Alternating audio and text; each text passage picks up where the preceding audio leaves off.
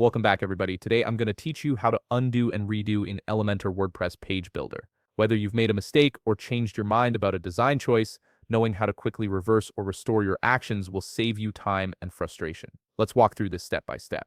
First, you'll need to go to your WordPress website's admin dashboard and log in with your credentials. Once you're logged in, you'll have access to all the tools necessary to edit your pages. This is your starting point for any content management in WordPress. Next, navigate to Pages and then click on All Pages. Here you'll see a list of all the pages on your website. Look for the specific page you want to edit and then click Edit with Elementor.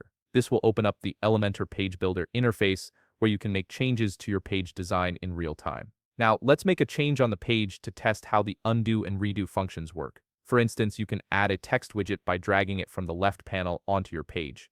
This gives you something to work with as we explore the undo and redo features. To further illustrate this, click or drag the image widget from the left panel onto your page. A dialog will appear prompting you to choose an image. You can upload new files directly or use the media library if you already have images stored. Once you've selected an image, click Select to add it to your page. For example, let's say you choose the wrong image by accident. This is where the undo function becomes incredibly useful. Press Ctrl+Z on Windows or CMD+Z on Mac to undo the last action instantly. You'll see the image disappear or revert to the previous state immediately. If you realize you actually wanted that image after all, you can easily bring it back. Press Ctrl+Shift+Z on Windows or CMD+Shift+Z on Mac to redo the undone action. This restores the change you just reversed, giving you complete control over your editing workflow. There's also a visual way to manage your changes. Look at the upper left corner of the Elementor interface and click the History icon.